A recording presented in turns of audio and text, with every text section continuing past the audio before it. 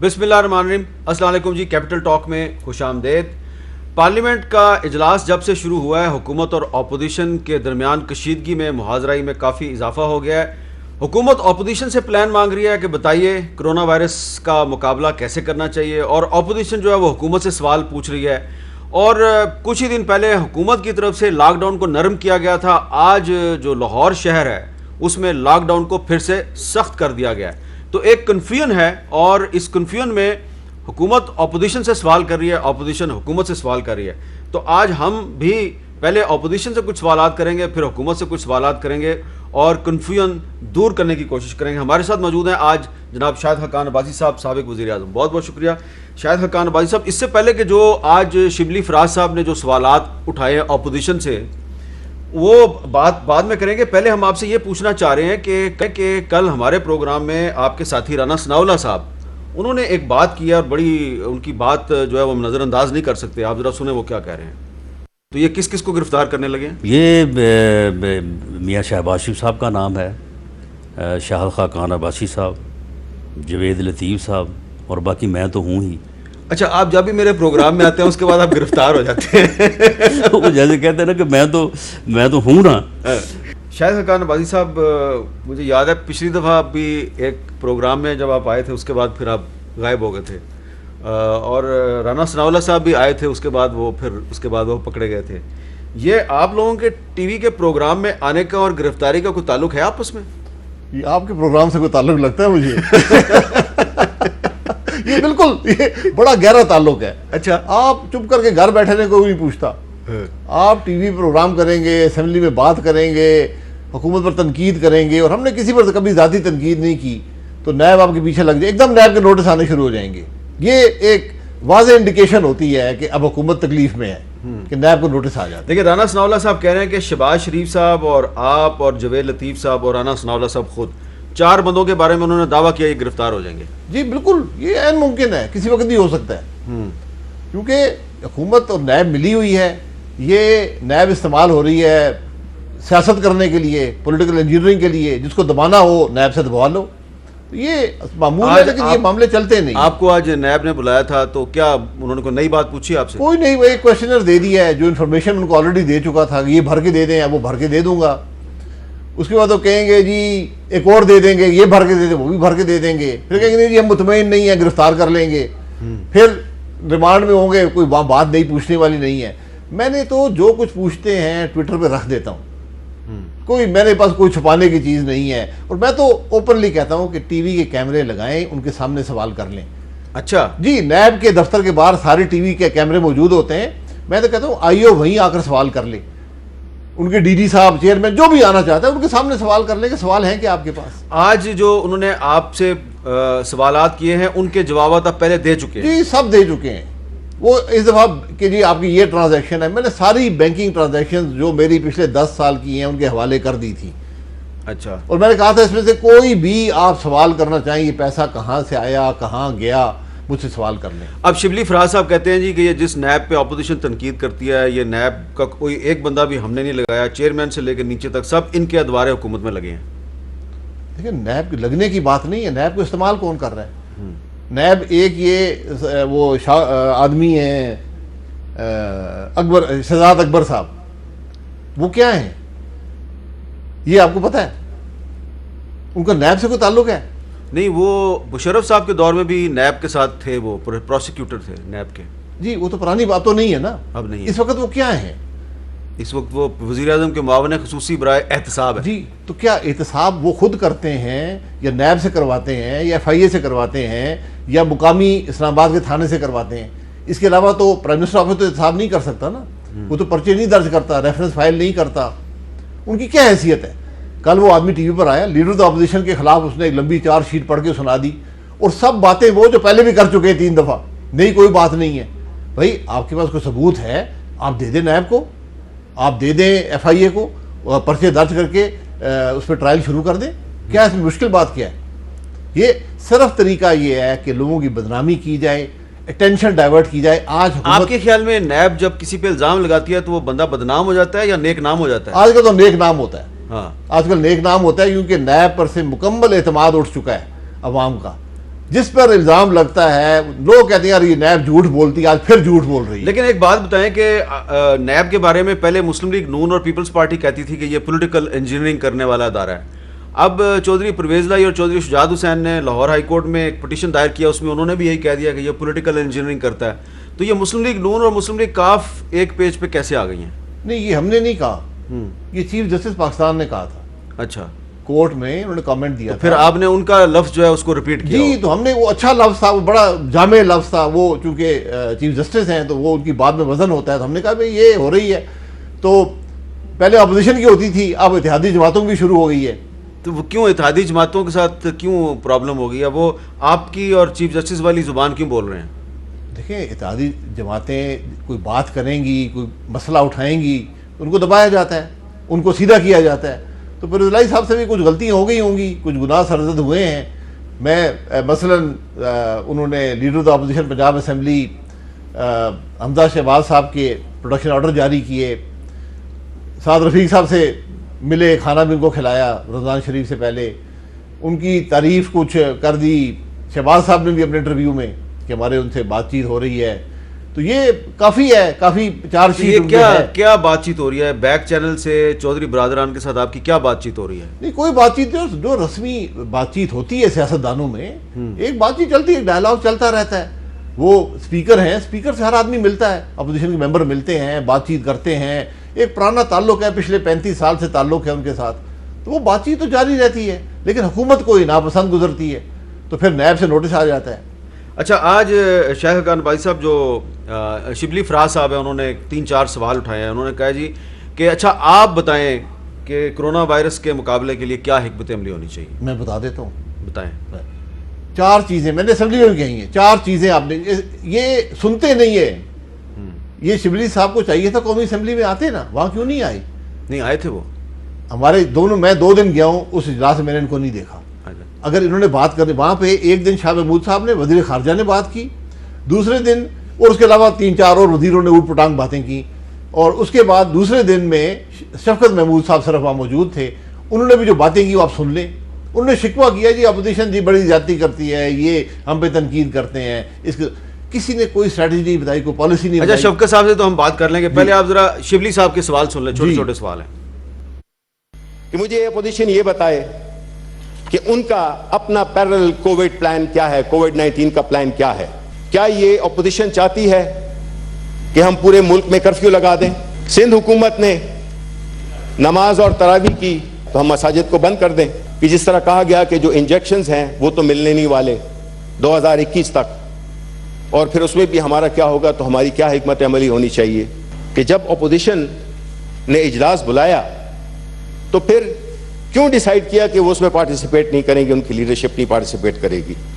جی چھوٹا چھوٹا جواب دے دیں گے ان کا. میں چھوٹا چھوٹا دے دیتا ہوں. پلان جو ہے کووڈ 19 کا, حکومت پوچھ رہی ہے اپوزیشن سے, بھائی حکومت آپ کا پلان کیا ہے, اپنا پلان بتا دیں, میں اس میں ترمیم کر کے دے دوں گا. پلان بڑا سیدھا ہے, 4 حصے ہوتے ہیں. ایک, آپ نے کنٹینیوس اویئرنیس کیمپین کرنی ہوتی ہے, پوری دنیا کا طریقہ ہے کہ ہماری اسٹریٹجی یہ ہے, یہ مسئلہ پیدا ہو رہا ہے, ہم یہ کر رہے ہیں. دوسرا, آپ نے کنٹینمنٹ اسٹریٹجی ہوتی ہے, یعنی لاک ڈاؤن کتنی سیویرٹی کا ہوگا, کتنی دیر جاری رہے گا, کیسے ایز آف ہوگا, یہ سب پلان بنایا جاتا ہے. آپ ہمارے ملک میں دیکھ لیں, حکومت کچھ کہتی ہے, ہوتا کچھ ہو رہا ہے. حکومت نے کہا لاک ڈاؤن نہیں کریں گے, پرائم منسٹر نے کہا ملک میں لاک ڈاؤن ہو گیا, پرائم منسٹر نے کہا اشرافیہ کر گئی ہے. پھر پرائم منسٹر نے کہا جی میں ایز کرنے لگا ہوں. اس سے پہلے لاک ڈاؤن پاکستان میں ختم ہو چکا تھا. اب ایز, جب حکومت نے اعلان کیا ایز کرنے کا, آج پنجاب حکومت مارکیٹیں بند کر رہی ہے, اسلام آباد آدھا بند ہے آدھا کھلا ہوا ہے, سندھ حکومت نے پھر ایک دن کھول کر مارکیٹیں اور مالز بند کر دی ہیں. تو کوئی اسٹریٹجی نہیں ہے, یہ ملکی اسٹریٹجی بنانی پڑتی ہے, یہ حکومت بناتی ہے. میں نے ان سے یہی کہا, میں آج بھی چیلنج کرتا ہوں, شبلی فراز صاحب ایک کاغذ, ایک فیصلہ کابینہ کا لے آئیں جس میں یہ لکھا ہو کہ کابینہ نے فیصلہ کیا ہے کہ لاک ڈاؤن ہونا ہے اور لاک ڈاؤن کے یہ محرکات ہیں. نہیں, کابینہ نے تو فیصلہ نہیں کیا تھا. فیصلہ تو پہلے سندھ حکومت نے کیا, پھر پنجاب حکومت نے کیا, پھر خیبر پختونخوا نے کیا, پھر بلوچستان نے کیا. وفاقی کابینہ نے فیصلہ کیا یا نہیں کیا؟ لاک ڈاؤن کا فیصلہ تو نہیں کیا. نہیں, میں یہی کہہ رہا ہوں. تو پھر آپ نے لاک ڈاؤن کو ایز کرنے کا فیصلہ کیسے کیا؟ یہ تو میں نے خود سنا ہے کہ کہ آج وفاقی کابینہ کا اجلاس ہوا، یہ چند دن پہلے وہ اس کو اس طرح کا لاک ڈاؤن نہیں کہہ رہے تھے، وہ اس کو کہہ رہے تھے بندشیں، وہ بندشیں کہہ رہے تھے. احمد میر صاحب جب آپ نے لاک ڈاؤن کیا ہو تو اس کو ایز کریں گے نا. آپ نے لاک ڈاؤن کیا ہی نہیں، کوئی حکمت عملی نہیں ہے. مجھے ایک کاغذ دکھا دیں وفاقی حکومت کا، اور آپ یہ بات سن کے حیران ہوں گے کہ انفیکشس ڈیزیزز جو پینڈیمکس ہوتے ہیں یہ وفاقی حکومت کی ذمہ داری ہے اس کی اسٹریٹجی بنانا. یہ صوبوں کا کام نہیں ہے، صوبے اس کو امپلیمنٹ کرتے ہیں، یہ کسی وزیر کو پتہ نہیں ہے. تو میں کہتا ہوں یہ ذرا اس کی وضاحت کر دینا، کیونکہ یہ جب سے کرونا وائرس پھیلا ہے تو 18ویں ترمیم ٹارگٹ بنی ہوئی ہے، تو 18ویں ترمیم کے تحت جو ہیلتھ ہے وہ تو صوبوں کا سبجیکٹ نہیں ہے. جی ہیلتھ ڈیلیوری ان کا کام ہے. ٹھیک ہے. آپ جو منسٹری آف ہیلتھ ہے وفاقی حکومت کی، جو رولز آف بزنس ہیں جو اپریل 19 کو اسی حکومت کے دور میں بھی امینڈ ہوئے ہیں، ان کے مطابق حکومت چلتی ہے. اس کا سیکنڈ پوائنٹ ذرا پڑھ لیں. اچھا. انفیکشس ڈیزیزز انٹرنیشنل لیول پہ جو ہیں وفاقی حکومت کا کام ہے اسٹریٹجی بنانا، تو اس کو امپلیمنٹ کرتے ہیں صوبے. تو وفاقی حکومت نے اگر اسٹریٹجی بنا کے دی ہے صوبوں کو تو صوبوں کو امپلیمنٹ کرنی چاہیے. جی بالکل. آپ اسٹریٹجی دکھا تو دینا، اسٹریٹجی ہے کیا؟ کنسلٹیشن سے بنتی ہے. آپ کہہ رہے ہیں کہ ابھی تک اسٹریٹجی نہیں بنی. کوئی اسٹریٹجی نہیں، ہمیں کاغذ دکھا دیں. آپ کیا چاہتے ہیں کہ وفاقی حکومت پورے پاکستان میں کرفیو نافذ کر دے؟ نہیں جی نہیں. ہاں. وہ کرفیو ایک علیحدہ بات ہے، کنٹینمنٹ اسٹریٹجی علیحدہ ہوتی ہے. آپ وہ بھی، اگر میں آپ کو حقیقت سے بتاتا ہوں، اگر آپ 3 ہفتے پاکستان میں سخت لاک ڈاؤن کرتے، آپ کا مسئلہ میرے خیال میں حل ہو جاتا. سخت لاک ڈاؤن کا مطلب ہے کرفیو؟ کرفیو نہیں، یعنی آپ مکمل طور پہ لوگوں کا ملنا، ایک دوسرے گھر سے باہر نکلنے کا کوئی ایک مقصد ہونا چاہیے. اچھا، آپ کو یاد ہے کہ رمضان المبارک سے پہلے فیڈرل گورنمنٹ نے، جس میں پریزیڈنٹ عارف الوی بھی شامل تھے، علماء کرام کے ساتھ مل کر ایک 20 نکاتی فارمولہ تیار کیا تھا جی، اور صوبوں سے کہا تھا اس کو امپلیمنٹ کریں. تو وہ کیا وہ ایک فیڈرل گورنمنٹ کی بنائی ہوئی اسٹریٹجی نہیں تھی؟ ایگزیکٹلی میں یہی بات کر رہا ہوں کہ جو صدر صاحب نے ڈیولپ کیا ایک اپنی ہمدردی کے طور پر، اسی قسم کی اپنی اسٹریٹجی ہونی چاہیے تھی کہ یہ ہماری لاک ڈاؤن کی اسٹریٹجی ہے. یہ 20 پوائنٹس ہیں لاک ڈاؤن کی اسٹریٹجی کے. ٹھیک ہے. جو تراویح کی نماز کے لیے، عید کی نماز کے لیے بنائے گئے، وہی اسٹریٹجی آپ کو پورے ملک کے لیے بنانی تھی، وہ نہیں ہے. جب تک اب کرونا وائرس کی ویکسین تیار نہیں ہوتی تو کیا پاکستان میں لاک ڈاؤن رہے؟ نہیں جی نہیں، لاک ڈاؤن نہیں.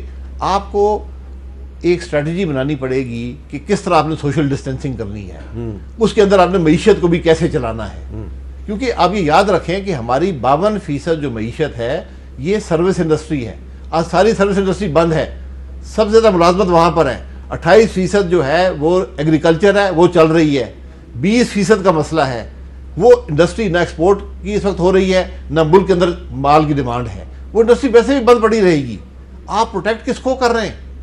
اس لیے آپ کو بڑی یہ ڈیبیٹ ہوتی ہے ان چیزوں پر، ایک حکمت عملی ڈیولپ ہوتی ہے، اس کو دے دیا جاتا ہے کہ یہ ہماری حکمت عملی ہے، اس پر ترمیم ہوتی رہتی ہے. وہ کوئی صحیفہ آسمانی نہیں بن جاتا. آپ بناتے ہیں، اس میں ترمیم، آج اب بہتر ہو رہا ہے، ہم ترمیم کر دیتے ہیں. تو پھر اس کا مطلب یہ ہے شاہد خاقان عباسی صاحب کہ پھر یہ پارلیمنٹ کا اجلاس بلانے کی کوئی ضرورت نہیں ہے. فیڈرل گورنمنٹ خود ہی اپنے رولز آف بزنس کے تحت ایک پینڈیمک سے نمٹنے کے لیے ایک اسٹریٹجی بنائے، صوبوں سے کہ اس پہ عمل درآمد کرو. جی بالکل. اور اس میں اسمبلی مشاورت کے لیے ہوتی ہے. آپ سارے پولیٹیکل لیڈرشپ کو اکٹھا کریں. پرائم منسٹر آدھا گھنٹہ نہیں نکال سکا، ایک میٹنگ بلائی، اس میں 10 منٹ بات کر کے غائب. وہ سارے اپوزیشن لیڈر بیٹھے ہوئے دیکھ رہے. حکومت والے کہتے ہیں اپوزیشن لیڈر جو ہے وہ ٹائم نہیں نکال سکا، آپ کہتے ہیں پرائم منسٹر ٹائم نہیں نکال سکا. یہ تو ریکارڈ کی بات ہے، سارے گواہ ہیں اس کے کہ دونوں نہیں آئے. سارے بیٹھے، سارے گواہ ہیں کہ دونوں نہیں آئے. نہیں جی نہیں، سارے بیٹھے ہوئے تھے. یہ ویڈیو کانفرنس تھی، سارے بیٹھے تھے، اسپیکر بھی تھا. پرائم منسٹر صاحب آئے، 5-6 منٹ بات کی. اچھا. اور جب دوسروں کی باری آئی بات کرنے کی تو دیکھا کہ وہ غائب ہے اسکرین سے. تو شہباز صاحب نے پوچھا کہ پرائم منسٹر صاحب کہاں پہ ہیں؟ تو اسپیکر صاحب نے کہا جی ان کو بڑا ضروری کام پڑ گیا، چلے گئے. اچھا. تو یہ نہ اسمبلی میں آ سکیں، ہیلتھ منسٹر بھی خود ہیں، کوئی وزیر اسمبلی میں نہیں آیا. اسد عمر صاحب واقعی اس کے انچارج بنے ہوئے ہیں، وہ بھی نہیں آئے اسمبلی میں. ہیلتھ منسٹر بھی نہیں ہے، پرائم منسٹر بھی نہیں ہے، فائنانس منسٹر بھی نہیں ہے، یہ انٹیریئر منسٹر نہیں ہے. یہ وہ لوگ ہیں جو اس ساری چیز کو مینیج کرتے ہیں. ایک شخص نہیں ہے. لیکن ایک بندہ تو آیا نا، اس کا نام تھا شاہ محمود قریشی، وزیر خارجہ. وزیر خارجہ. وزیر خارجہ صاحب جو ہیں وہ سینٹ میں بھی اور قومی اسمبلی میں بھی ان کی جو تقریریں تھیں وہ بڑے ناراض نظر آئے ہیں اس دفعہ اپوزیشن سے. پہلے وہ ایسے اتنے ناراض نہیں ہوتے تھے. ان کی اتنی اچانک ناراضگی کیوں ہوئی ہے آپ سے؟ سر ناراضگی ان کی بے شک ہو، ہم ان سے رشتہ تو نہیں کرنا. بات یہ ہے کہ انہوں نے بات کیا کی ہے، ان کی اب تقریر دیکھ لیں. ان کی کرونا وائرس کے بارے میں صرف انہوں نے ایک بات کہی کہ اس کی اسٹریٹجی ایوالو ہو رہی ہے. آج 3 مہینے بعد ابھی اسٹریٹجی بنی نہیں ہے، ایوالو ہو رہی ہے. انہوں نے کہا کہ اصل مسئلہ جو ہے وہ 18ویں ترمیم ہے. یہ بڑا ظلم ہو گیا وفاق کے ساتھ، حالانکہ خود اس کو ووٹ دیا تھا، اس وقت وزیر تھے. بڑا ظلم ہو گیا اور جب تک یہ ٹھیک نہیں ہوگا تو معاملہ ٹھیک نہیں ہوگا. یعنی مجھے جو سمجھ آئی، انہوں نے کہا کہ اگر 18ویں ترمیم ختم نہیں کریں گے کرونا وائرس ٹھیک نہیں ہوگا. یہ ان کی بات ہے. پھر آخر میں انہوں نے بڑی عجیب بات کی. انہوں نے کہا کہ میں اپوزیشن سے مدد چاہوں گا جو باہر پاکستانی پھنسے ہوئے ان کو واپس لانے کے لیے. جو ان کی اپنی ایک ذمہ داری اس پورے کرونا کے معاملے میں فارن منسٹری کی ہے، وہ اپوزیشن سے مدد مانگ رہے. بھائی پاکستانی پھنسے ہوئے ہیں، جہاز چارٹر کریں، ان کو لے آئیں. آپ نے کس مشکل میں اپنے آپ کو ڈالا ہوا ہے؟ وہ پیسے دینے کو غریب تیار اصل ہے. میں وہ آپ سے 18ویں ترمیم کو تبدیل کرنے کی مدد مانگ رہے ہیں. جی اوپنلی کہا انہوں نے. تو کیوں کوئی ایسے تو نہیں نا بات کر دی؟ ہو سکتا ہے کہ جس طرح پہلے بھی آپ نے کچھ قانون سازی میں مدد کی ہے حکومت کی، تو ہو سکتا ہے آپ 18ویں ترمیم پہ بھی مان گئے ہو. قانون لے آئیں، کون سی ترمیم کرنی ہے. اگر وہ ملک مفاد میں مان جائیں گے، آپ مان جائیں گے 18ویں اگر ترمیم؟ ملک کے 18ویں ترمیم تو آئین کا حصہ بن چکی ہے. ٹھیک ہے. اب آپ نے آئین میں ترمیم کرنی ہے. میرا خیال ہے اس کو آپ 26ویں ترمیم شاید کہیں گے. ٹھیک ہے. ترمیم کرنی ہے، ترمیمی بل لے آئیں، اس پہ بات ہو جائے گی. کیوں نہیں ہوگی؟ لیکن وہ کہتے ہیں کہ ترمیمی بل سے پہلے ہم اپوزیشن سے بات چیت کرنا چاہتے ہیں. کس بات پہ؟ وہ ہو سکتا ہے وہ کہیں جی کہ یہ ہم معاملات میر صاحب بڑی سیدھی بات ہے. اگر کوئی ملک میں صدارتی نظام واپس لانا چاہتا ہے جو 18ویں ترمیم نے ختم کیا تھا، تو میں تو کم از کم سیاست چھوڑ دوں گا، اس کے حق میں نہیں. اچھا، یہ آپ نے بڑی اہم بات کی ہے کہ آپ کے خیال میں جو لوگ 18ویں ترمیم پہ تنقید کر رہے ہیں وہ اس ملک میں صدارتی نظام چاہتے ہیں. دیکھیں نا، اس ترمیم کے 3 حصے تھے. ایک صدارتی پاورز لے کر پارلیمانی نظام بحال کر دیا گیا تھا. اگر کوئی وہ کرنا چاہتا ہے تو مکمل مخالفت ہے اس آدمی کی. دوسری تھی صوبوں کو اختیارات دیے گئے تھے، صوبوں کے اختیارات واپس لینا، ہم مکمل مخالفت کریں گے. ٹھیک ہے. تیسری بات تھی ضیاء الحق کا نام 18 دفعہ اس کے اندر تھا یا 8 دفعہ تھا، مجھے بھول گیا ہے، وہ نام نکالا گیا تھا. وہ میں نے اعجاز الحق صاحب سے بات کی ہے، وہ تیار ہے. وہ کہتے ہیں اگر نام واپس ڈالتے ہیں تو میں تیار ہوں. اچھا، ضیاء الحق کا نام آپ نے واپس ڈالنا ہے، ڈال لیں. باقی 18ویں ترمیم میں کوئی ترمیم نہیں ہوگی. اصل بات صدارتی نظام والی ہے. صدارتی نظام اور صوبوں کے اختیارات. اصل بات صوبوں کے اختیارات کی ہے. آپ نے ایک سٹیٹمنٹ دیا کہ اگر آپ نے صدارتی نظام کو واپس لانا ہے تو میں سیاست چھوڑ دوں گا. صدارتی نظام واپس لانا ہے یا صوبوں سے اختیارات واپس لینا تو آپ سیاست چھوڑ دیں گے؟ بالکل سیاست چھوڑ دیں گے. کیوں اتنی سخت سٹیٹمنٹ کیوں دے رہے کیونکہ آپ کا ملک اس کے بغیر نہیں چلے گا. آپ کا ملک تباہی کے دھانے پر آج بھی کھڑا ہے اور یہ 2 تبدیلیاں اس کو تباہ کر دیں گی. ہیں؟ 1962 میں جنرل ایوب خان نے بھی ایک صدارتی آئین نافذ کیا تھا. جی. تو 1962 سے لے کے اور 1969 تک 69 تک وہ صدر رہے، صدارتی نظام چلتا رہا. جی. اس کے بعد کیا ہوا؟ اس کے بعد پاکستان 71 میں ٹوٹا. جی. انہی فیصلوں کے نتیجے میں اب آپ کا ایک پارلیمانی نظام بن چکا ہے، پاکستان کے عوام نے قبول کر لیا ہے. اس میں ترمیم مت کریں. جو مجھے سمجھ آئی ہے شاہ محمود صاحب کی باتوں سے، دیگر وزیروں کی، وہ NFC ایوارڈ سے خوش نہیں ہے. NFC ایوارڈ کی 18ویں ترمیم میں ایک فلور مقرر کیا گیا تھا کہ اس سے کم صوبوں کو نہیں ملے گا. زیادہ مل سکتا ہے. ابھی 10واں کمیشن میں خلا بیٹھا ہے، وہ اس سے زیادہ دے سکتا ہے، کم نہیں دے سکتا. اب حکومت یہ سمجھتی ہے کہ ہمیں صوبوں سے زیادہ پیسے لے کر وفاق کو دینے ہیں. اگر یہ آپ کو چاہتے ہیں تو لے آئیں، ترمیمی بل لے آئیں. یہ بات وہ شخص کرتا ہے جس کو بات کی سمجھ نہیں ہے. اگر آپ صوبوں کو پیسے نہیں دیں گے، صوبے قرضہ لیں گے، وفاق کی جگہ صوبہ قرضہ لے لے گا. جب آپ وزیر اعظم تھے تو آپ کو یہ مسئلہ درپیش تھا؟ جی بالکل یہ بات وہاں بھی ہوئی تھی جی کہ صوبوں کو زیادہ مل رہا ہے، وفاق کے بعد بچتا نہیں ہے. اب وہ معاملہ بہت ہی زیادہ بگڑ گیا ہے. لیکن میں اس وقت بھی جو ہمیں سمجھ آئی وہ یہی تھی کہ اگر آپ صوبوں سے پیسے لے لیں گے تو صوبے کیا کریں گے؟ وہ 2 چیزیں کریں گے. یا وہ قرضہ لیں گے، تو پھر قرضہ تو پاکستان نے لے ہی لیا نا، صوبہ لے یا وفاق لے. قرضہ لے کر گزارا کریں گے. صوبے 2 کام بڑے کرتے ہیں، تعلیم کرتے ہیں اور صحت کرتے ہیں، وہ دونوں کو کاٹ دیں گے. تو آپ کا فزیکل ڈیفیسٹ تو شاید بہتر ہو جائے، لیکن اس ملک کی تعلیم تباہ ہو جائے گی اور اس ملک کی صحت تباہ ہو جائے گی. یہ سودا آپ کرنا چاہتے ہیں. تو اس کا مطلب ہے کہ 18ویں ترمیم کے ذریعے اگر کوئی پاکستان کے پارلیمانی نظام کو صدارتی نظام بنانے کی کوشش کرے گا تو قبول نہیں آپ کو؟ جی وہ ترمیم 18ویں ہو چکی ہے. 26ویں ترمیم اگر یہ ہوتی ہے کہ صدارتی نظام بنانا ہے، قابل قبول نہیں ہے. صوبوں سے اختیارات لینے قابل قبول نہیں ہے. اس کے علاوہ کوئی ترمیم لے آئیں. NFC والا معاملہ جو ہے اس پہ قابل قبول جی آ کے بات کر لیں نا. ٹھیک ہے. یہ ڈیبیٹ ہوگی, پاکستان کے سامنے ڈیبیٹ ہوگی. میری رائے یہ ہے کہ اس سے کوئی فرق نہیں پڑتا. آپ صوبوں کو صفر کر دیں, سارے پیسے وفاق رکھ لے, پاکستان کی معیشت پر کوئی اثر نہیں پڑے گا, بلکہ منفی اثرات ہوں گے. اچھا, اب آخر میں ایک اور چیز میں چاہتا ہوں, اس کی آپ کا اوپینین آنا بڑا ضروری ہے. آپ کے ایک اور ساتھی ہیں جوید لطیف صاحب, انہوں نے کچھ دن پہلے ہمارے پروگرام میں ایک بات کی تھی, اس سے کنٹروورسی نے جنم لیا ہے. اس پہ آپ کی رائے چاہتے ہیں, سنیں انہوں نے کیا کہا تھا. پولیس وین سے جو ملزم چھڑوائے تھے وہ میں نے چھڑوائے تھے یا عمران خان صاحب نے چھڑوائے تھے؟ مجھے یہ کو بتائے کہ پی ٹی وی پر حکومت کس کی تھی؟ نواز شریف کی. تو وزیر داخلہ کون تھا؟ نثار علی خان. تو کیوں نہیں اس نے پکڑا؟ میں یہی تو عرض کروں گا. ہاں جی, پھر عرض کرنے دیں نا مجھے. ہاں جی کریں جی. میں عرض کرتا ہوں. پہلی بات یہ ہے کہ پی ٹی وی پر حملہ, آپ یہ بتائیں کہ پرائم منسٹر ہاؤس پر حملہ, آپ یہ مجھے بتائیں کہ ریڈ زون میں داخل ہونے دینا, فون کال ریسیو کرنا, کس کس کی فون کالیں آ رہی تھیں اور کہاں تک ان کو لے کر آیا جا رہا, کون سہولت کار بنا ہوا تھا, یہ ساری چیزیں. اور آج وہ وزیر داخلہ کہاں ہیں؟ اس کے بعد جو کچھ ہوا, تو آپ یہ کہہ رہے ہیں کہ وہ وزیر داخلہ چودھری نثار علی خان پاکستان تحریک انصاف کا سہولت کار تھا؟ میں بالکل کہہ رہا ہوں, بالکل کہتا ہوں. اچھا, میں بالکل کہہ رہا ہوں. نہیں دیکھیں, جو جاوید لطیف صاحب نے بات کی ہے, یہ بات کرنے کی ضرورت کوئی نہیں تھی. یہ ان کی اپنی رائے ہو سکتی ہے, ایک اسپیکولیشن ہو سکتی ہے. اس کا کبھی وزیر اعظم نے ذکر نہیں کیا, نہ کسی اور نے ذکر کیا ہے. میں اس وقت خود وزیر تھا اس وقت, کبھی ایسی بات کسی فورم پر میں نے نہیں سنی ہے. اچھا, تو جاوید لطیف صاحب کو احتیاط سے بات کرنی چاہیے. ایسی کوئی بات ہمارے نالج میں نہیں ہے. لیکن جو دھرنے کے اندر ہوا وہ میں نے جو اس کا خود دیکھا ہے, میں نے آپ کو پہلے بھی ایک پروگرام میں بیان کیا ہے کہ میں نے خود دیکھا اپنی منسٹری کے باہر کہ چند افراد آئے سولین کپڑوں میں, انہوں نے پولیس کو ہٹا کر وہاں پر مظاہرین کو تعینات کر دیا. جو گیٹ پاکستان سیکریٹریٹ کے اندر جاتا ہے وہاں سے پولیس ہٹا کر مظاہرین کی گارڈ نافذ کر دی گئی, اور وہ ہر باہر جاتی گاڑی کی تلاشی لیتے تھے. میں نے اور میرے سیکرٹری نے, ہم رات گئے تک بیٹھے رہے, شاید 9 ساڑھے 9 جب اندھیرا پڑ گیا تو پیچھے سے ہو کر, پارکنگ لاٹ سے ہو کر, جنگل میں سے ہو کر, دیوار ٹاپ کر, تو آدھا میل پیدل چل کے ہم نے ٹیلی فون کر کے گاڑی منگائی اور گھر گئے. یہ کیفیت تھی, یہ میں کہہ سکتا ہوں. باقی جاوید لطیف صاحب ان باتوں میں نہیں پڑنا چاہیے, ان کو احتیاط. لیکن یہ بات درست ہے کہ جو چودھری نثار علی خان صاحب تھے وہ عمران خان صاحب کے جو جلوس آ رہا تھا اس کو بڑے سخت طریقے سے نمٹنا چاہ رہے تھے, لیکن نواز شریف صاحب نے نرمی کا فیصلہ کیا تھا. دیکھیں یہ بات بھی میں نے کبھی نہیں سنی. اچھا, یہ بات بھی اخباروں میں آئی ہے, ایسی کوئی بات نہیں ہے.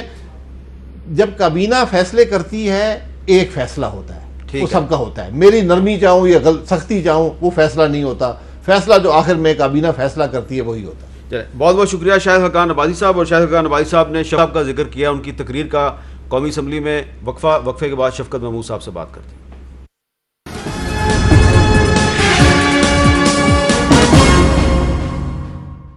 آج ایک دفعہ پھر ہم یہ بات کریں گے کہ قومی اسمبلی کا اجلاس ہو رہا ہے, سینٹ کا اجلاس ہو رہا ہے, لیکن اس میں ہمیں کوئی کرونا وائرس سے مقابلے کے لیے حکومت اور اپوزیشن کی مشترکہ حکمت عملی نظر نہیں آ رہی, بلکہ ایک دوسرے کے ساتھ لڑائی نظر آ رہی ہے. جب سے پارلیمنٹ کا اجلاس شروع ہوا ہے تو ناراضگیاں ہی ناراضگیاں, الزامات ہی الزامات ہیں.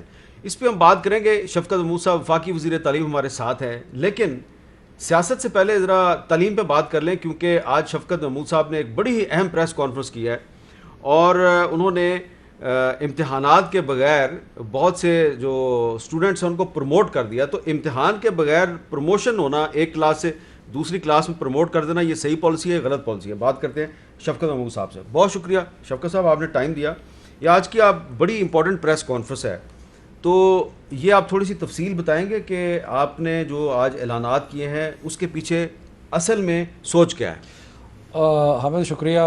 آج سے چند دن پہلے نیشنل کوآرڈینیشن کمیٹی نے اہم فیصلے کیے تھے, اور وہ 2 اہم فیصلے تھے. ایک تو یہ تھا کہ اسکول اور جتنے بھی تعلیمی ادارے تھے وہ 15 جولائی تک بند کر دیے, اور دوسرا خاص طور پہ 9ویں سے لے کے 12ویں تک جو بچے تھے ان کے بارے میں فیصلہ کیا ہماری ریکمنڈیشن پہ, اور وہ فیصلہ کیا کہ امتحانات جو ہیں وہ نہیں ہوں گے.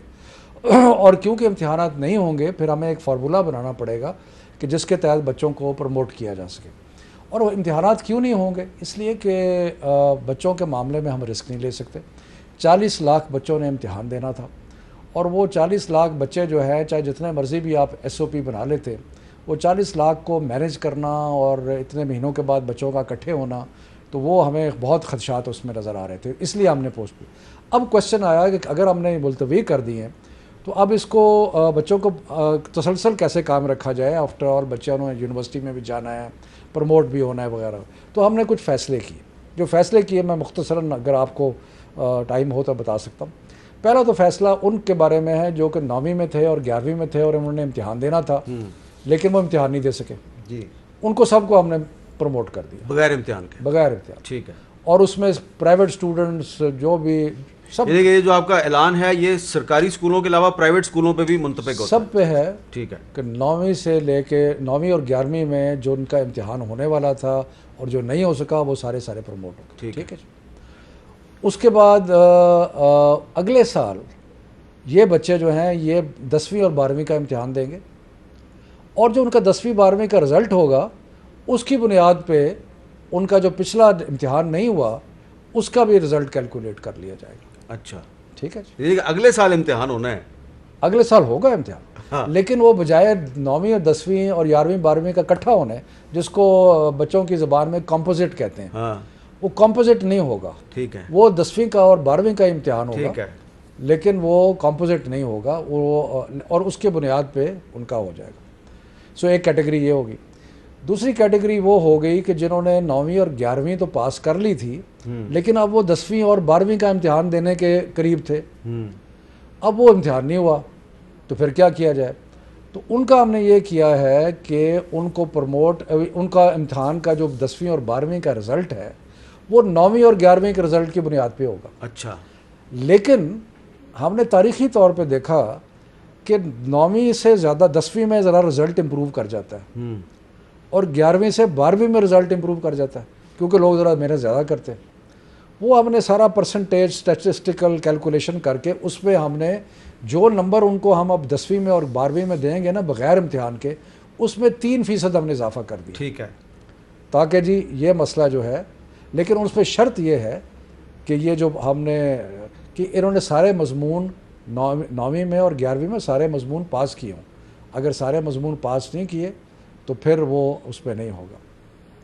اس کے بعد آگے کیٹیگری آپ کی کہ جی جن لوگوں نے جن کی کمپارٹمنٹ آئی ہے یہ، ان کو اگر ان کا ٹوٹل مضامین جو 9ویں اور 11ویں میں فیل ہوئے ہیں چند مضامین میں، ان کے اندر ہم ان کو پاس کر دیں گے ان مضامین میں جن اگر وہ 40% سے کم ہے۔ اچھا، اگر 40% زیادہ ہے وہ نہیں۔ سو اگر ٹوٹل مضامین، اب اتنا حساب مجھے بھی کرنا پڑے گا کہ اگر 10 مضامین ہیں اور آپ نے 4 میں فیل ہو گئے تو اس حد تک تو ہم آپ کو پاس کر سکتے ہیں، لیکن اگر آپ 5 میں فیل ہوئے پھر نہیں۔ پھر کیا کریں گے آپ؟ پھر میں بتاتا ہوں کیا کریں۔ پھر یہ ہم کریں گے کہ ہم ایک اسپیشل امتحان لے رہے ہیں چند اسٹوڈنٹس کے لیے جو کہ سپٹمبر اور نومبر کے درمیان ہوگا۔ اس میں 4 کیٹیگریز ہیں جن کو وہ امتحان لینا چاہتے ہیں۔ یا پہلی کیٹیگری ہے جو 11ویں کا امتحان دیا ہے انہوں نے اور وہ خوش نہیں ہے کہ اس کے اوپر ان کو جج کیا جا رہا ہے۔ وہ کہتے ہیں جی ہم نے 11ویں کا تو ہمارا کوئی حادثہ ہو گیا، غلطی ہوگی، فلاں ہو گیا، ہمارا رزلٹ اچھا نہیں آیا، لیکن اس دفعہ تو ہم نے کمال کی تیاری کی ہوئی تھی، ہم نے برج الٹا دینے تھے، ہم نے PTI بن جانا تھا۔ سو ہم نے کہا اچھا جی ٹھیک ہے، اگر یہ بات ہے تو آپ کے لیے ہم ایک اسپیشل امتحان دے دیتے ہیں۔ میجورٹی تو اسی پہ خوش ہے کہ 11ویں پہ ان کو جج کر لیا جائے، لیکن چند ایسے لوگ جو سمجھتے ہیں کہ جی ہمارا بہت امپروومنٹ ہو سکتی ہے، ان کے لیے ہم نے ایک کیٹیگری بنا دی کہ آپ سپٹمبر اور نومبر کے درمیان میں۔ دوسری کیٹیگری کون سی؟ جو 40% سے زیادہ فیل ہو گئے۔ ٹھیک ہے، ٹھیک ہے جی۔ تیسری کیٹیگری کن کی؟ کہ جو کمپوزٹ امتحان 12ویں کا دے رہے تھے، انہوں نے 11ویں کا رزلٹ ان کے پاس نہیں تھا، ٹھیک ہے، تو ان کو بھی ہم نے کہا کہ جی آپ بھی جو ہے جا کے دے لیں۔ سو اس کے علاوہ میرا خیال ہے یہ 3 کیٹیگریز ہیں جی، شاید یہ ایک کیٹیگری کوئی اور ہے۔ سو یہ ان کے لیے ہم ایک اسپیشل امتحان جو ہے نومبر دسمبر میں، سپٹمبر اور نومبر کے درمیان، ٹھیک ہے، ٹھیک ہے۔ HEC سے ہمیں تھوڑا سا، کیونکہ یہ تھوڑے بچے ہوں گے، بہت ہی تھوڑے بچے ہوں گے، یونیورسٹیز کے اندر سیمیسٹر سسٹم ہے، تو اگر وہ سپٹمبر کے یا اکتوبر کے جس کو فال سیمیسٹر کہتے ہیں اس میں نہیں آ سکے تو وہ اگلے سیمیسٹر میں اب ایک سوال پیدا ہوتا ہے، اتنی بڑی تعداد میں بچوں کو امتحان کے بغیر پروموٹ کریں گے، کسی ایگزام کے بغیر پروموٹ کریں گے، تو ان کے کیریئر پہ اثر نہیں پڑے گا بعد میں؟ دیکھیں ہمیں جو دنیا جہان میں جو پروسیجر ہو رہا ہے نا اس وقت، کوئی پتہ نہیں ہے کہ بیماری کا کیا آگے ہونا ہے. کیمبرج نے تو اس حد تک کر دیا ہے کہ انہوں نے کہا ہے کہ جی اسکولوں کے جو انٹرنل امتحان ہے نا اس کی بنیاد پہ ہم ڈگری دے دیں گے. ٹھیک ہے.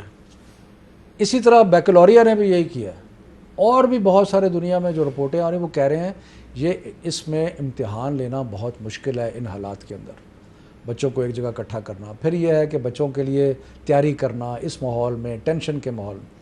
میں سمجھتا ہوں کہ کیونکہ ہمارے سارے یونیورسٹی بورڈ کے امتحان ہوتے ہیں، ہمارے 9ویں کا بھی بورڈ کا امتحان ہے، 10ویں کا بھی بورڈ کا امتحان ہے، 11ویں کا بھی، 12ویں کا بھی، تو اس لیے ہمارے پر تو زیادہ سالڈ فاؤنڈیشن ہے. یعنی کہ اگر ہم نے جج کر رہا ہے کہ کسی کی 10ویں کی پرفارمنس کیا ہوگی تو ہمارے پاس 9ویں کا امتحان موجود ہے. صرف ہمارے پاس 9ویں اور 11ویں کے لیے امتحان موجود نہیں تھا، اس لیے ہم سب کو ہم نے پاس کر دیا. اچھا. ادروائز اگر آپ 12ویں میں ہیں تو آپ نے 11ویں کا امتحان تو دیا ہوا ہے. بالکل ٹھیک ہے. سو اس کا مطلب ہے کہ ہمارے پاس کچھ بنیاد موجود ہے. اور میرا خیال ہے حامد اگر اس کو دوسری طریقے سے دیکھیں کہ جی ہم لوگوں کو لٹکایا ہوتا بچوں کو کہ جی ہاں سوچیں گے نہیں سوچیں گے یہ ہے وہ ہے، پتہ نہیں 2 مہینے 3 مہینے، تو بچوں کے لیے اب ایک بڑا اہم سوال یہ ہے کہ جو اعلان آپ نے کیا ہے، یہ اعلان جو ہے یہ سندھ، پنجاب، خیبر پختونخوا، بلوچستان، آزاد کشمیر، گلگت بلتستان ہر جگہ پہ اپلیکیبل ہے. بہت اچھا سوال ہے، اس لیے کہ ہم نے جتنے بھی تعلیم کے میدان میں فیصلے کیے ہیں ہم نے سارے متفقہ طور پہ کیے ہیں. آج ہم نے تقریباً 2 گھنٹے انٹر پروونشل صوبائی وزرائے تعلیم کی کانفرنس کی، اس میں یہ ساری چیزیں رکھی گئیں، ساری چیزوں کے اوپر تفصیلاً بحث ہوئی اور اس کے بعد متفقہ فیصلہ کیا. سعید غنی صاحب نے آپ سے اتفاق سعید غنی صاحب بھی موجود تھے وہاں پہ، انہوں نے مکمل اتفاق کیا. کے پی کے وزیر آج نہیں آ سکے، ان کے سیکرٹری موجود تھے. سو مقصد یہ ہے پنجاب کے باقی سو یہ ایک پاکستانی جو ہمارے ساری حکومتوں کا اور سارے بورڈز کا، اور یہ فارمولہ جو میں آپ کو بتا رہا ہوں یہ ہم نے خود نہیں بنایا. ہم نے جو 29 بورڈز ہیں جی ان کے چیئرمینوں کو کہا کہ جی آپ بیٹھ کے ہمیں ایک فارمولہ دیں کہ جی یہ مسئلہ ہے، امتحان تو ہم لے نہیں سکتے، اب یہ 40 لاکھ بچوں کے ساتھ کیا کیا جائے. تو انہوں نے اپنے بہت تحقیق کر کے ہمیں یہ بتایا اور سارے منسٹرز نے اپروو کیا، اور اس کا کانسیکوینشل ایکشن جو ہے وہ تو صوبہ لیول یہ بڑی اہم بات ہے. یہ تمام اسٹوڈنٹس کو یہ بات پتہ ہونی چاہیے کہ یہ آپ نے کوئی سیاسی فیصلہ نہیں کیا. نہیں یہ بورڈز کے جو سربراہان ہیں یہ ان کا فیصلہ ہے. ہمارا فیصلہ صرف یہ تھا کہ امتحان نہیں ہو سکتا. ٹھیک ہے. باقی انہوں نے ہمیں پورا گائیڈ کیا کہ اس کو کس طریقے سے آپ نے اناؤنس کرنا ہے. تو وہ جتنے پھر ہماری آج بحث ہوئی، کچھ چیزوں میں ہم نے آگے ردعمل تھوڑا سا کیا، لیکن بنیادی طور پہ چلے. اب یہ بڑی اچھی بات ہے کہ آپ کے اور سعید غنی صاحب اور باقی سب کے اس معاملے پہ کنسنسس کے ساتھ اعلان ہوا ہے. تو یہ تو ایک اچھی بات ہے کہ روز ہم سنتے ہیں سعید غنی صاحب کچھ کہہ رہے ہیں، شفقت صاحب کچھ کہہ رہے ہیں، لیکن اس معاملے پہ اتفاق تھا. نہیں، سعید غنی صاحب اور میں عام طور پہ ایک ہی صف میں ہوتے ہیں. چلے یہ آپ نے بہت اچھی بات کی اور مجھے آپ کی بات بہت ہی اچھی لگی ہے. کاش کہ باقی معاملات میں بھی آپ ایک دوسرے کے ساتھ تعاون کریں اور اتفاق کریں. لیکن ایک وقفہ لیتے ہیں اور وقفے کے بعد کچھ ایسے سوالات کروں گا میں شفقت صاحب سے کہ جن کے بارے میں اپوزیشن کہہ رہی ہے جی کہ شفقت صاحب ایک ہی کرتا ہے. وقفے کے بعد دوبارہ ملتے ہیں.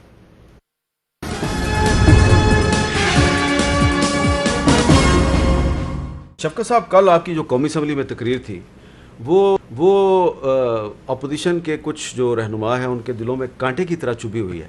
وہ کہہ رہے ہیں شفقت صاحب نے کرونا وائرس پہ بات نہیں کی، ہمارے پیچھے پڑے ہوئے ہیں. کیوں پڑے ہوئے آپ ان کے پیچھے؟ میں نے بلکہ انفیکٹ میں نے تو بڑے احتیاط کی. میں بہت کچھ کہہ سکتا تھا. حقیقت ہے حامد کہ میں نے بہت ہاتھ ہلا رکھا. اچھا. کیونکہ جس طریقے سے ان کا، میں مثلا نون لیگ سے میں پوچھنا چاہتا تھا آپ کے پروگرام کے او جی آپ نے کیا کیا ہے. آپ ہمیں تو سوال کر رہا تھا شاید خاقان عباسی کہ جی آپ نے کیا کیا. مجھے آپ بتائیں کہ آپ کا لیڈر آیا باہر سے اور وہ ماسک پہن کے کمپیوٹر کے سامنے بیٹھا ہے اور اسمبلی میں نہیں آ رہا، اور پتہ نہیں اور آپ کے لیڈران کرام نے جو کہ ماشاءاللہ اربوں پتی ہیں انہوں نے کتنے پیسے کنٹریبیوٹ کیے کہ جی ہم اس کے لیے کچھ کریں گے. بلکہ اگر وہ نہیں کر سکتے تو ہم اکرم مسیح کو یا وہ باقی جو وہ فیک اکاؤنٹس والے ہیں ان کو ہم کہہ سکتے ہیں کہ وہ کنٹریبیوٹ کر دیں، لیکن آپ مہربانی تو کریں.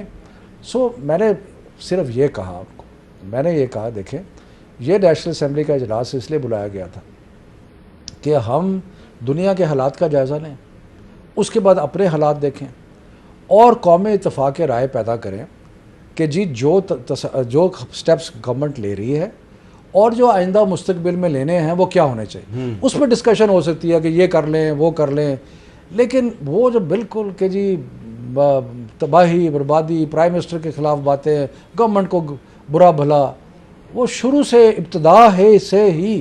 لیکن اس ساری ڈبیٹ میں 18ویں ترمیم کہاں سے آ گئی؟ آپ نے بھی کل اس کا ذکر کیا. نہیں, میں نے تو یہ صرف اس لیے ذکر کیا کہ میں نے 2 وجوہات کی بنا پہ ذکر کیا.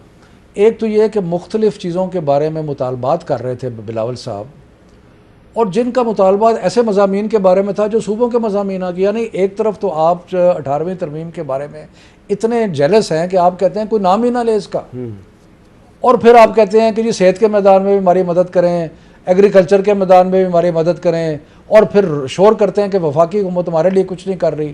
بھئی آپ کے اپنے سبجیکٹس ہیں, ہم تو پھر بھی کر رہے ہیں. شاہد حقان عباسی صاحب کہتے ہیں کہ جو پینڈیمک ہے اس کے بارے میں اسٹریٹجی بنانا فیڈرل گورنمنٹ کی ذمہ داری ہے. اسٹریٹجی ہم نے بالکل بنائی ہے, ہاں بالکل بنائی ہے اسٹریٹجی. بلکہ اگر آپ نے چیئرمین NDMA کی پریس کانفرنس سنی ہو, بے شمار چیزیں جو ہیں وہ فیڈرل نے بھیجی ہیں پرومسز کے اندر, اور اسٹریٹجی تو بڑی کلیئر ہے. دیکھیں ایڈمنسٹریٹو اسٹریٹجی کیا تھی, ہم نے NCOC بنائی, NCC بنائی تاکہ وہ سارے معاملات کا جائزہ یہ ایڈمنسٹریٹو اسٹریٹجی تھی. NDMA کو ساتھ کہا کہ پروکیورمنٹ آپ نے کرنی. نہیں, لیکن کچھ کنفیوژن ہے نا. آپ دیکھیں نا, ایک طرف فیڈرل کیبنٹ فیصلہ کرتی ہے لاک ڈاؤن کو ہم نے نرم کرنا ہے, ایز کرنا ہے.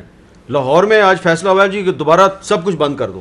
نہیں دیکھیں, جو فیڈرل کیبنٹ نے فیصلہ کیا تھا کہ ایز کرنا ہے ہم نے, لیکن اس میں ساتھ تنبیہ بھی کی تھی, اور تنبیہ یہ کی تھی کہ اگر اس پہ صحیح عمل درآمد نہ ہوا تو پھر ہم مجبور ہو جائیں گے. آپ ہیڈ لائن نکال کے دیکھ لیں کہ ہم مجبور ہو جائیں گے کہ ہمیں دوبارہ کرنا پڑے. لیکن میں آپ کی پچھلی بات 18ویں اچھا, اس کے بعد سندھ نے ایک آرڈیننس دیا جس کے بارے میں بہت انہیپینس ہے کہ جی آرڈیننس جو ہے وہ گورنر اپروو نہیں. اس کے اندر بجلی کے ریٹ کم کر دیے, اس کے اندر گیس کے ریٹ. بھئی یہ آپ تو 18ویں ترمیم کے دل دادا ہیں, آپ بجلی کے اور گیس کے ریٹ کس طرح کم کر رہے ہیں. تو مقصد یہ ہے کہ یہ کنفیوژن نہ کریں, سیاست کر رہے ہیں, سیاست نہ کریں. یہ وقت سیاست کا نہیں ہے, وہ سیاست کر رہے ہیں. اچھا, آپ کیونکہ فیڈرل کیبنٹ کے ممبر ہیں تو بہت زیادہ سوال اٹھا رہے ہیں. شاہد حقان عباسی صاحب نے آج پریس کانفرنس میں بھی یہ سوال اٹھایا کہ جی ہمیں نکال کے دکھائیں کہ وفاقی کابینہ نے کہاں فیصلہ کیا تھا کہ ہم نے لاک ڈاؤن کرنا ہے, کہیں پہ انہوں نے لاک ڈاؤن کا فیصلہ نہیں کیا ہوا. تو وہ ایز کہاں سے کر رہے ہیں؟ پتہ نہیں یہ شاہد خاقان صاحب کو کون خبریں دیتا ہے اور کون خبریں نہیں دیتا. ہر کیبنٹ میٹنگ میں ایک ریگولر ایجنڈا آئٹم جو ہے وہ یہ ہے کہ ہم نے بیٹھ کے کرونا کی صورتحال اس پہ باقاعدہ اسد عمر ہمیں بریفنگ دیتے ہیں, اس میں ڈاکٹر ظفر مرزا بریفنگ دیتے ہیں, اور اس کے بعد جو باقی کنسرنڈ ہیں, موحد یوسف ہو گیا, وہ سارے کے سارے دیتے ہیں, اور ہم ساری چیزوں کو اپروو کرتے ہیں. پتہ نہیں شاہد صاحب جو ہیں ان کو. اور یہ جو ہم نے NCOC بنائی ہے, NCC بنائی ہے, تو کیبنٹیں بنائی ہیں. تو یہ کہنا کہ جی اس میں کیبنٹ انوالو, ہم تو ہر ہفتے انوالوڈ ہیں اس کے اندر. تو کوئی آپ کو لگ رہا ہے کہ عید کے بعد شاہد حقان عباسی صاحب, شہباز شریف صاحب, رانا ثناءاللہ صاحب یہ گرفتار ہو جائیں گے سارے؟ دیکھیں جی, میں کون ہوتا ہوں یہ کہنے والا. نیب کے اپنے اختیارات ہیں, ان کے اپنے سلسلے ہیں, لیکن میں آپ کو حقیقت بتاؤں حامد, میں نے شہباز شریف کے ساتھ کام کیا ہے جب میں پارٹی میں اس میں PTI میں نہیں تھا. میں ایک کنسلٹنٹ تھا, میں پنجاب گورنمنٹ کے لیے بھی ڈفٹ کے طور پہ. میں توقع نہیں کرتا تھا جو ریولیشن یا جو چیزیں باہر نکلی ہیں شہباز شریف صاحب کے بارے میں, اور جس بھانڈے طریقے سے اپنے فیکٹری کے ملازمین کے نام پہ اکاؤنٹ کھولے, ان میں پیسے لیے, پھر پیسے اٹھا کے ایک بندے کو بھیجا, اس نے نکال کے.